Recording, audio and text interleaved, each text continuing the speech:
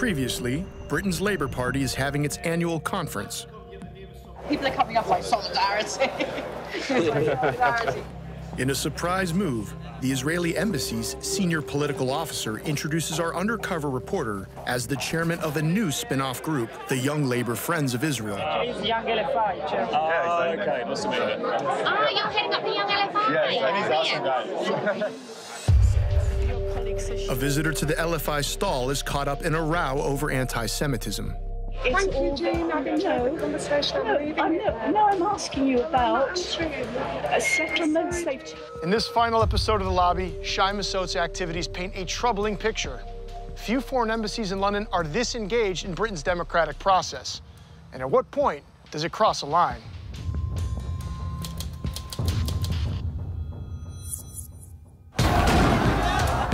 Following decades of violence, a new challenge has emerged to Israel's occupation of Palestinian lands, called BDS. BDS is here to stay. That's the global movement to boycott, divest, and impose sanctions on Israel and expose it as an apartheid state. The Israeli government has responded with a campaign to rebrand the country's image. The reason we should fight BDS is because it's wrong. It's a moral outrage. It's an operation run by the secretive Ministry of Strategic Affairs. They recruit mainly former intelligence officers. Its main task is to counter BDS worldwide. Using an undercover reporter, Al Jazeera's investigative unit exposes Israel's clandestine activities in London, a city that's become a major battleground. BDS campaign in many ways germinated in Britain. You'll meet the people working to challenge BDS at every level of British politics. Ah, okay, nice to meet you. We work really closely together, but like, a lot of it's behind the scenes. One of Israel's main targets is the Labour Party. For the first time, its leader is a champion of Palestinian civil rights. They'd be very happy to see Jeremy Corbyn no longer leader of the Labour Party, for sure. It's a covert action that penetrates the heart of Britain's democracy. Can I give you some evidence that you suggest that you will take down?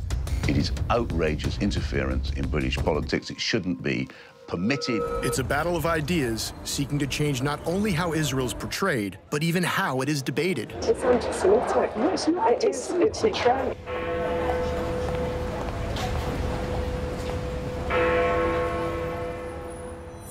The annual conference of Britain's opposition Labour Party is continuing in Liverpool, in the north of England.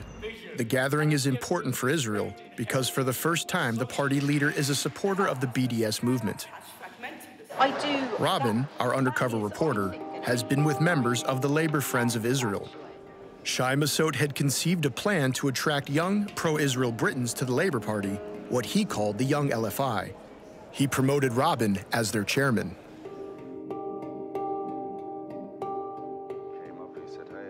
Now it seems the Young LFI is about to become operational. I don't know what Shai's basically and says he will pay MCI a bit of money, which is good. He's happy to sort of help funding up from events, so excellent. So I don't punish him, it's just getting organised off the ground now, really. By now, our undercover reporter had become a trusted confidant of the Israeli embassy's senior political officer. But suddenly, he wants a private word. Yeah, I want to speak with you. This is doing actually over a coffee, but yeah, just let's do it on the way to the event. It appears that something has changed. When I was drunk or whatever, I introduced you like as working with Young LFI. But actually, it's not an official position yet. Shai had earlier introduced our undercover reporter as the new chairman of the Young LFI. It was an idea. It's an idea that I cannot implement because I am not a young Labour Friends of Israel or young British guy. It's not relevant to me at all. I am an official. I can give you an idea and I can help you with everything, but I'm not relevant to you at all. Just, you know, I'm a tool for you to help you if you want to do it. Yeah, sure. If you decided to get the idea. So you don't coordinate too much with them, or? I'm coordinating a lot of things with them, but I'm not their boss. My position is that if you need help with, you know, to connect it to the groups, to bring it to the places, I can do that. But you cannot be affiliated with me, and you cannot, like, use me as someone that said something. Sure. Yeah. It's not relevant. I'm not relevant to anything. I'm just working in the embassy. On the following day, Haaretz newspaper reported on a leaked cable from the Israeli embassy in London. The memo accused an Israeli government ministry, Strategic Affairs, of operating British Jewish organizations in a way that could put them in violation of British law. The Ministry of Strategic Affairs may use local groups, which are entitled as British civilians to counter BDS. They may be in touch with them, they may instruct them, they may support them, but they would be very, very careful not to violate, as a state, the laws and the sovereignty of other nations. You cannot say, yeah, Shai said that it's fine that I will volunteer to you, because I'm not the one who, you know, taking the decisions to tell a Okay, I'm sorry if I brought you into trouble. No, I'm totally fine. Okay, good. It's just important that, you know, that's clear. So if I'm giving you like an ideas, it's like in friendly ideas. It's in a friend way. It's off the record. It's not something that you can use. So, but there's, I mean, if you feel like you like the idea, so you got an idea from a friend to do the LFI, it's fine that I will be that friend, but in the bottom line, it's not that I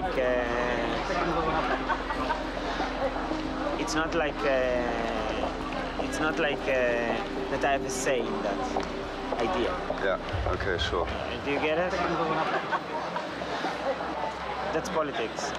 If you were trying to fool the British people by setting up a front organisation which masquerades or says that it's genuine Friends of Israel, but actually is run from Tel Aviv, that's troubling. Just imagine if there was a great big sort of apparently spontaneous pro-Iranian organisation in Britain and it turned out that it was run from Tehran or inspired by Tehran. That would be outrageous. The annual event run by the Labor Friends of Israel was one of the most anticipated at the conference. The party leader always attends. The LFI chairperson kicked off proceedings. We must campaign flat out against the BDS movement and all those who seek to demonise the State of Israel. To single out uniquely the world's only Jewish state and call for it to be boycotted, that is anti-Semitic, and we should say so loudly. It's very surprising that people suddenly were talking about fundamental issues of anti-Semitism in the Labour Party once a certain person was elected as the leader. Ladies and gentlemen, the leader of the Labour Party, Jeremy Corbyn. That's the only reason people were looking for anti-Semitism. And you know, if you look for something, you will always find it, whether it exists or it doesn't exist. And I want to thank Joan Ryan, as chair of LFI, for the work that she's done and the way that she represents the organisation. The sudden onset of anti-Semitic claims led Jeremy Corbyn to publicly engage with Labour's pro-Israeli groups. I say this, the Labour Party is not a home for anti-Semitism in any form. I do not intend to allow it to be. We've produced a report to deal with that. We'll continue proposing in any way.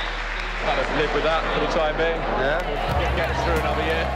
In the past, Israel has grown used to unchallenged support from across the British political establishment. That cross-party consensus allowed Israel a free hand, enabling it to build illegal settlements on Palestinian lands. I'm sure many people are pleased to hear your commitment to the two-state solution and your commitment to fight anti-Semitism wherever it appears, in our party or in the wider society. In private, Israel has another message. Corbyn and the global BDS movement that he supports threatens the political status quo that has tolerated Israel's occupation of Palestinian lands for half a century. Corbyn is a leader. One of the things that he doesn't understand or he doesn't get is that at the moment that you get the leadership, you need to drop all of the weirdos, the extremists. It's good that they were your campaigners. You cannot build a government from extremists, and he doesn't want to do that. He wants to stay with all of those weirdos.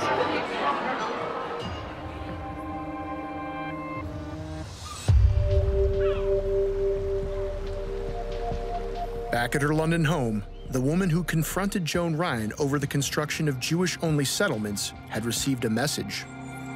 She had become the subject of a formal Labour Party investigation. The following allegation has been brought against you regarding your conduct at the Labour Party conference 2016. Thank you, Jane. I've enjoyed the conversation. I'm asking you about settlements they've told. When the lady, who I now subsequently learned was Miss Ryan, accused me, the allegations was that I was being anti-Semitic, I was just appalled.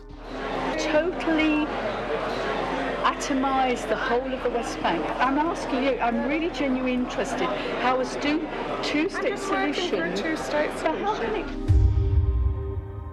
The complaint alleged that Jean constantly suggested that the LFI had lots of money and power, when in fact she had said once the LFI has money and prestige. Nor did Jean mention a high-paying job. As a concluding paragraph, his summary says, the above incidents and allegations levelled at me left the complainants feeling victimised, intimidated, and both felt the incident contained what they both described as incidents of anti-Semitism. I reported that incident. Have you? That woman. I made formal complaints. After several weeks, the investigation cleared her name. That they should be the ones to feel victimised and intimidated from a member of the public, a member of the Labour Party, approaching a stall where they're purporting to give information and presumably wanting to discuss the two-state solution. I just find that almost, laughable. If it weren't so affecting of me, I know now that it can absolutely impact on people's lives. I am just a regular citizen who is concerned about what is happening in the Middle East, and not to be able to talk about that without being accused of being anti-Semitic, I find deeply worrying. I think that is quite shameful. Back at the Israeli embassy in London, Shai Massoud remained keen to find a role for Robin. He invited our undercover reporter to meet an experienced parliamentary operator, Maria Strazzolo. You must have arrived 1 second after me. Oh, yeah. Both were on time for their meeting. As they waited for Shai to emerge from the embassy, it turns out that Strazzolo has met two of Shai's superiors in Israel. The one time I was late, actually she's Shai's boss. I met her in Jerusalem when I was there in the summer. The one time I was late, she was on time. Last year, I met her with her boss a couple of times with my then boss because they wanted to discuss things like, problems Yeah. with the UK government. I used to work for an MP, a minister, really. Yeah. Who's that? Yeah. Robert Halfon. Halfon? Yes.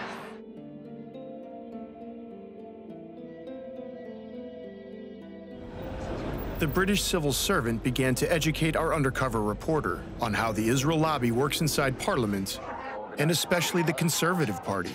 How many of the MPs from your party are in CFI? Oh, pretty much all of them.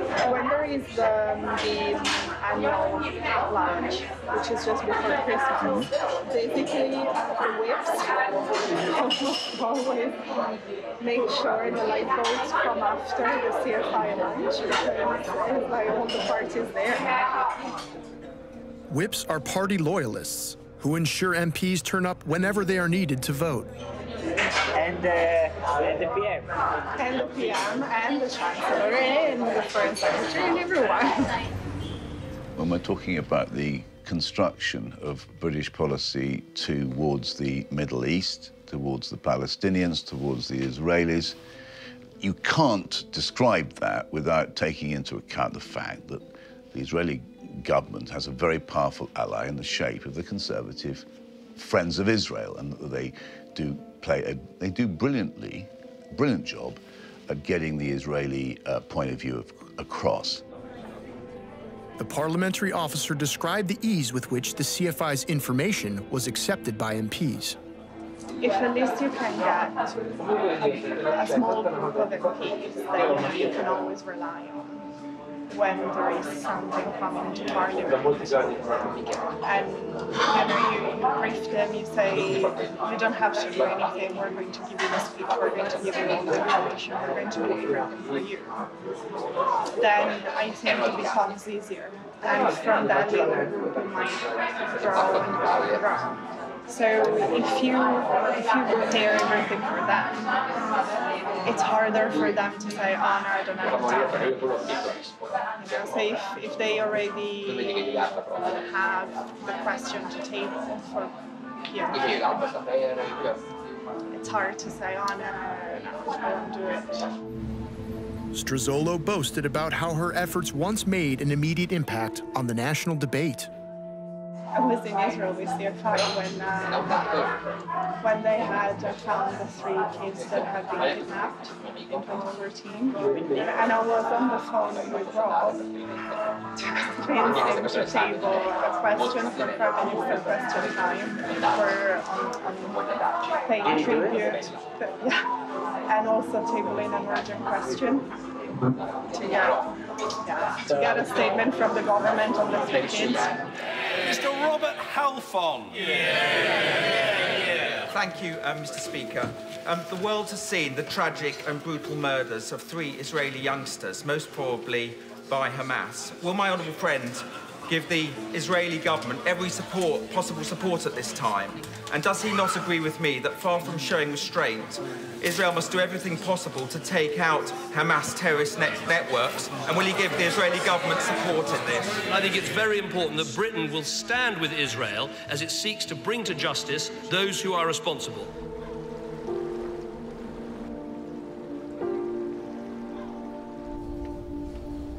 By now, the senior political officer at the Israeli embassy had become a trusted confidant of our undercover reporter. It's quite funky. Yeah, I like this. Well, this is... Yeah, I'd rather go for this one, Shai invited Robin to attend a meeting organized in part by the City Friends of Israel, a group he earlier said that he was establishing. It looks like you got along with the Israelis. You have to great team. Israelis. Where can we get along? Yeah, that's amazing how you did that. Hello, sir. Thank you very much. Maria Struzolo was also there.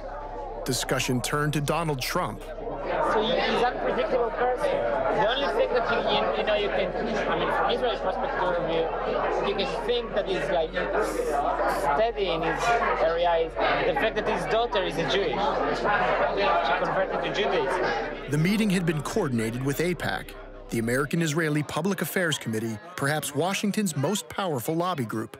It is not widely known that AIPAC has a presence in London. As a European and somebody who lives in the Western world and enjoys its individual freedoms, I also view, and I hope most of you do as well, I view Israel as the battleground where modernity and Western values meet the forces that want to destroy that way of life. Focus campaign. Joe Richards from AIPAC's Wall Street division summed up their operations. Today, we're a pretty robust organization where we have one single mission, which is to make sure that the United States and Israel remain very close together in the relationship in many different ways. And the way we do that is by relationship building with our 535 members of Congress, 100 in the Senate, 435 in the House. AIPAC's guests explained to Robin their interest in Britain.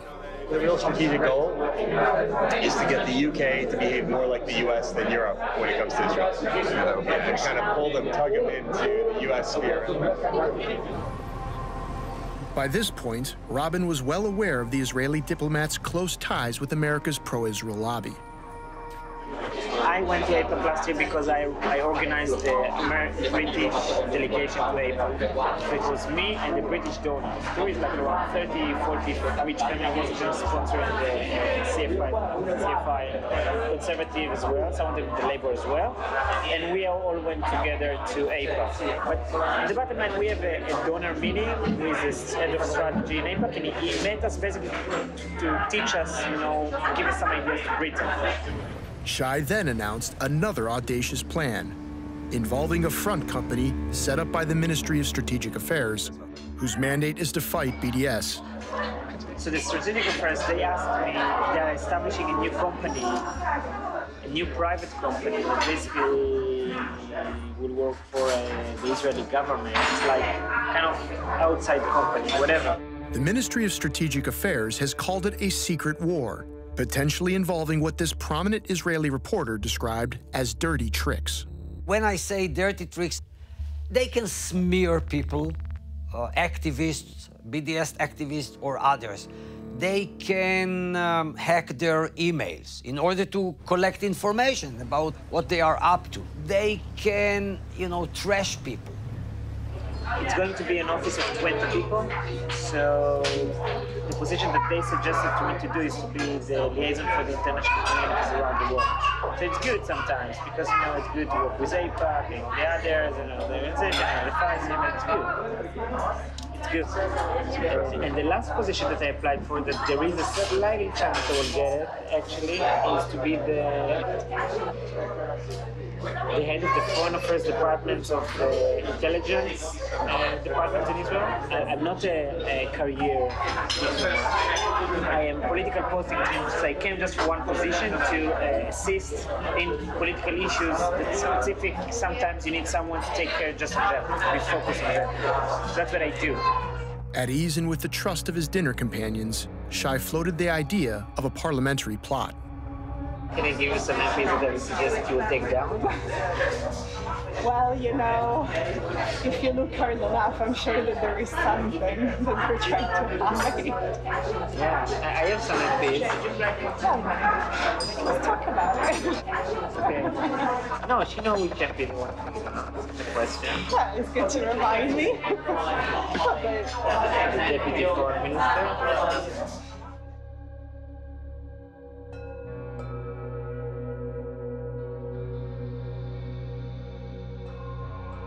This exchange between the political officer of the Israeli embassy and a parliamentary staffer about taking down, is the phrase used, Alan Duncan, is outrageous. It's shocking.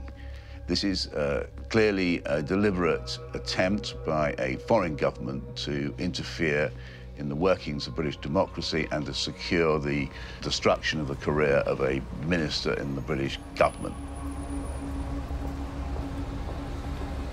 We recognized Israel in 1950 when they didn't have any clear borders, they didn't have a capital city, and now it's high time to do the same for Palestine.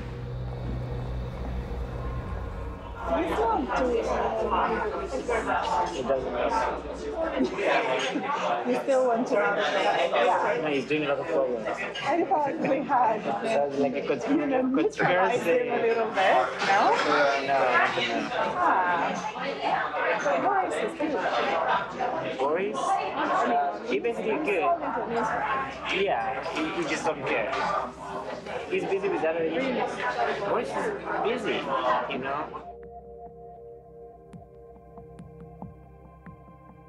He's an idiot, but so far, he became the Minister of Foreign Affairs without any kind of responsibility. So technically, if something will happen, it won't be his fault. The parliamentary officer then recalled how Sir Alan Duncan had once confronted her boss, the MP Robert Halfin. Rob was writing articles, giving interviews, doing everything, and asking questions in Parliament about the terrorist salaries. When he was terrorist salaries.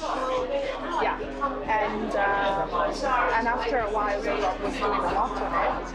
Alan took him, I don't remember exactly what it was, but he took him on the side and instructed him and said, if you don't stop this, I'm going to ruin you, I'm going to destroy you, and all of that. And Rob told the whips, and the whips just told him to calm down. Okay. Never say never. Never say never. Yeah, but what about the... Don't tell anyone from looking. Who would they tell? I certainly think that she needs to explain what she was doing, We want to know whether any further steps were taken towards getting rid of, taking out Mr. Duncan. I think we need to know a lot more about the background to this, what else was going on to damage the Foreign Office Minister. It strikes me that this is the sort of job which the intelligence services should do, to have a good look at what's going on. Britain's domestic spy agency, MI5, includes in its definition of espionage seeking to influence decision makers and opinion formers to benefit the interests of a foreign power.